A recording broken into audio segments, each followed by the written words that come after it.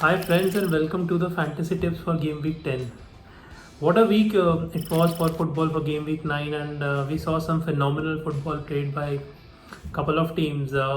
Chelsea and Liverpool stood out and Manchester City was absolutely solid in the game as well. Plenty of FPL points to pick, plenty of teams did really well. I think for Liverpool, Mo Salah was fabulous, 3 goals, 1 assist. The same happened with Mason Mount as well. He also scored 3 goals and 1 assist. So I think the big teams are consolidating, and it is actually very symbolic right now at Manchester United with Ole just hanging by the thread whether he would continue or he would be sacked. So an interesting week, especially in the FPL side. We saw a couple of teams at the bottom also doing fairly well. I mean, Watford scored 5 goals, even though the players who scored goals. I expected, let's say, Saar to do really well, but he did not. And we had King who did well, Dennis also, but unfortunately Dennis picked up a yellow card, so he's suspended. And West Ham also won their game again. A very familiar sight seeing Cresswell crossing the ball and eventually scored the goal as well by Antonio. So good, I would say a good week for different clubs for different reasons, and we'll talk about game week 10. Even though couple of I think fantasy managers would be inclined to play the wild card as well, but I am still holding it for now because I am not so sure if the players which you have picked or maybe whatever I've suggested, you still don't need to make that those variety of changes, and it should not be a knee-jerk reaction. So before we proceed, I would request you to subscribe to our channel because we provide all the FPL tips, the analysis, the captain picks, the players you need to sell, the players you need to retain, and who should be your players not only for this game week but for the next 5 game weeks as well. So let's continue with our FPL coverage. So let's talk about the dream team for game week 9. Now, I think you would see a lot of Chelsea in this dream team simply because they just blew away a very horrendously performing Norwich City 7-0. And even though Chelsea did not have many of their forwards, Lukaku and Werner has been injured, but see the scoreline 7-0, and we told last time also that couple of players will definitely gain from those injuries. So we told you Kai Havertz should be one, but Mason Mount actually stood out and he was really commanding in the midfield, and one of the players who started slowly but now getting into his rhythm. He started slowly because there was a lot of fatigue of last season as well as playing international football with England in Euro Cup, then international break. So it's a kind of a very hectic for Mason Mount, but now he looks absolutely set and focused to do really well for Chelsea. Salah, superb performance. I don't have any words to describe how he's playing right now. He's just simply the best in the world right now. Phil Foden, see, that's what I said. Phil Foden, if you talk about England players, if you talk about big hitting teams, Manchester City, Chelsea and Liverpool, some of the players are really standing out. And Phil Foden, again, it's a similar story to Mount, wherein he also had a start to stop. I would say he was not 100% at the start of the season. Now he's back. He's doing really well as a midfielder for Man City, because the biggest fear in picking up a City team is obviously the rotation which happens with different players. So good to see him there. Then Naby Keita unfortunately got injured after playing brilliant first half. There was a very rash tackle by Pogba for which he was sent off. So just hope that the way he has been playing for Liverpool, the way this player has been doing, I just hope that he comes back. And Dennis, as I said, would not be available to take further part till the next week because he has got his 5th yellow card, and Martinez, the super keeper, again jotting 10 points. So let's talk about the teams with easier fixtures. I think, see, every game week we pick up 4 to 5 teams which should be your strategy to actually invest for the next 4 to 5 games, because I don't want you to waste your transfer on one player which has an easier game now, but maybe you may have difficult games proceeding. So the teams which we have picked: Brentford, Burnley away, Norwich home, Newcastle away, even Everton home. Everton suffered 5-2 loss in the last game as well, and they have looked slightly out of depth if I talk about their performances. And Tottenham away, Tottenham are always vulnerable. You cannot always say that Tottenham would be there and there. About one game week they play well, and secondly they are nowhere near to be seen, right? Then Chelsea, we spoke last time also, and Chelsea is very lucky with their injuries because they have a favorable list of fixtures. And I say favorable even though the fourth game from now is again Manchester United. See, United right now is in their worst form, and if they don't pick up their game earlier, then Chelsea can easily pick them off and probably not even concede a goal the way Chelsea defenses are. So good for Chelsea. Now one team which really needs redemption is Norwich. Norwich has been absolutely woeful. They really look maybe odds-on favorite to be the 20th. Not forget about relegation, the last team. So they have a favorable fixture as well, and in the next 4-5 matches, I think you need to have, if you are really hopeful that Norwich might score here and there, so get a couple of players from Norwich. And Spurs also. Spurs has been very hot and cold this season. With Nuno, probably he's still trying to figure out how his team has to play. They even lost in Europa League this Thursday as well. So Spurs do have a favorable fixture, but let's see how Spurs does. So we'll now talk about the players which you need to sell. Some players might be suspended, some players may not be out of form, some players may be a liability in your team. So we'll let you know which players you need to take out for a couple of matches. Probably you can reconsider it later on. Some players which you need to get in immediately in your team. So the first player which we are suggesting you to sell is Paul Pogba.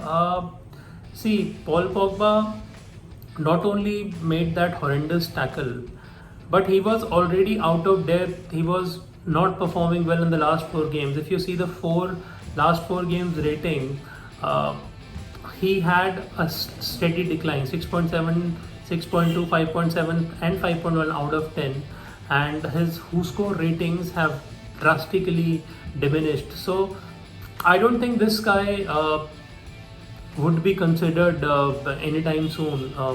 Obviously 3 matches are given, but even after that I don't foresee Pogba in fantasy teams that much. And if you have this player, immediately you need to take him out, which is a sad thing for a team like Manchester United and Paul Pogba.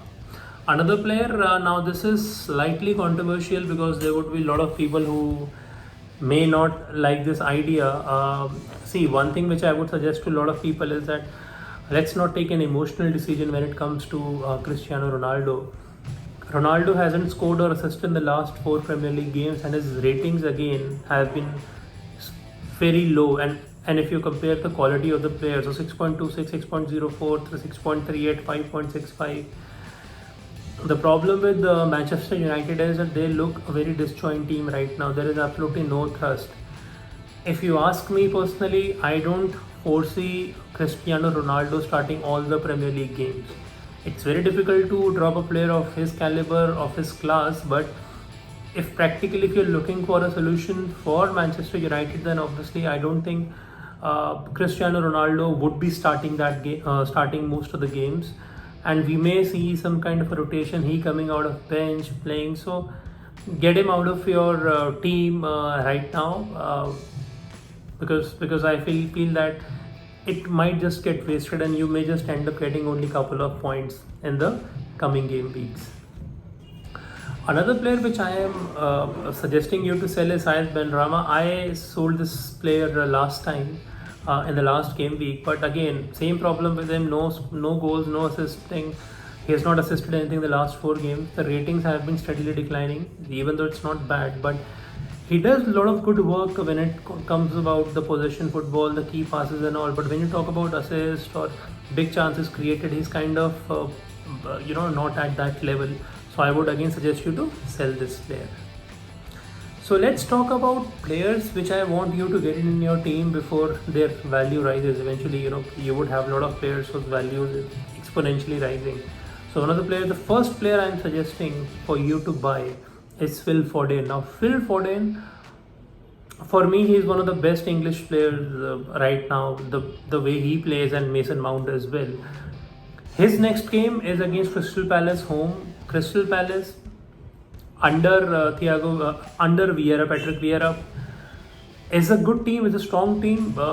Goes for attack and all, but if you go for an attack with Manchester City, they can shred you to pieces, and this is what I expect in the next game as well. All the points which have been made by Phil Foden has been in the last, I would say 3 games. All the major points, 3 goals, 2 assists in the last couple of matches. So I believe with this form, he would start the next few games as well. And again, there's a favorable fixtures for Manchester City and Foden to exploit. And 8.1 right now might soon become 8.5 or 9 even in a couple of weeks if you don't move faster for this player. This who scored ratings are very impressive also: 8.1, 7.5, 7.2, 7.84. So all the finished matches he has done really well. All the matches wherein he has started from the start, 90 minutes. So these ratings really do hold. So I would definitely get him in your team, in our team for the next game week. Then now Chalobah is another player which is, again, it is not only because he's making a lot of starts for Chelsea. That's what we have seen in the last 3 to 4 matches. He's also one of the, he's running into very favorable fixtures, and the structure how the Chelsea is playing. See, how the Chelsea is playing is, it's kind of 3-5-2 or that kind of structure they play. It's like even their wing backs are like full backs, Reece James or anybody like Espilicueta. 3 defenders are really getting shielded, and there are not many teams who are creating enough chances against Chelsea. So Chelsea with Chalobah, and if you have, if you still have Marcos Alonso like I had, so get him onto a replacement. And 4.9 value, 44 points in the average of starting 5 games. So that's around 9 points a game. Is a very good effort. He has already scored 2 goals in that and has kept clean sheets as well. So this is a no-brainer. Get Chalobah in your team. Now staying with Chelsea, it's kind of a Chelsea bias today because of what they have done. I would suggest you to have this superstar Mason Mount in your team. My favorite along with Foden. Last game, hat-trick and an assist, FPL 0.41, still valued as 7.5. So if you don't have a money for Foden at 8.1, get him at 7.5, because now he looks primed to start most of the games because of the injury that has happened to their 2 forwards, Lukaku and Werner. Next 5 games, as I've said, it's kind of favorable, and in the last 3 games rating also it's improved, right? 6.4, 7.33 and 10. Now 10 is something which is like perfect. So his performance was absolutely perfect in the last game as well. And the way he's playing, he's a creative force. He goes forward, he takes corners, and the next couple of teams, Newcastle, Burnley, Leicester away, in fact United at this time, and Watford, they're all vulnerable to defenses, and I think Chelsea can exploit it well, and you can have Mason Mount scoring a lot of points here. Now the differential pick for this week we are suggesting is Aubameyang. Now Aubameyang, why I'm saying differential is because his ownership is not even 5%, it's around 4.5 to 4.6%. Valued at 10, you might find that he is slightly overvalued, but Arsenal look like they're getting into their groove with Lukaku injured, with Ronaldo not doing many things. I think if you have that kind of a budget when you're looking to replace those people, either it can be Vardy, which we suggested last week, or you can go for Aubameyang. Now, Aubameyang, why I'm suggesting is, see, if you see his rating in the last 2 full matches, I'm only taking 2 full games because Arsenal have now just started to get into their groove. From the last 2 games, his rating is 7.47 and 7.33. And in fact, if you talk about his performances in the last 5 matches, now in the last 4 to 5 matches, the expected goals which he has is 3.04. Now that's very high. That's only second behind Mo Salah, and he has scored 4 goals in that time as well. That is his joint second in the league. So Aubameyang is right now in the groove. He is doing fairly well, and if you compare his stats with Lacazette, he is actually way ahead of Lacazette right now. So this is my differential pick right now. I would suggest you, even though I've already made my forward changes, so I'm not going to do that. But for you, if you want to take out Ronaldo or you still have Lukaku, which you want to take out, you can definitely replace him with Aubameyang. Now my team last game week, I think it was not the greatest of effort for my team, purely because a lot of teams conceded late. Cancelo for Man City, they conceded late. Ben White again conceded late. If they would have done a little better, I would have actually got a lot of points. But that's how it goes. I'm absolutely okay with that. Rafinha has an injury concern. He did not play a full match, so let's hope that he does well. Then obviously Salah was tremendous. We already spoken about it. Luckily he was my captain, and I would say for the next 10, 15, 20 games, and hopefully whenever he starts he would be my captain.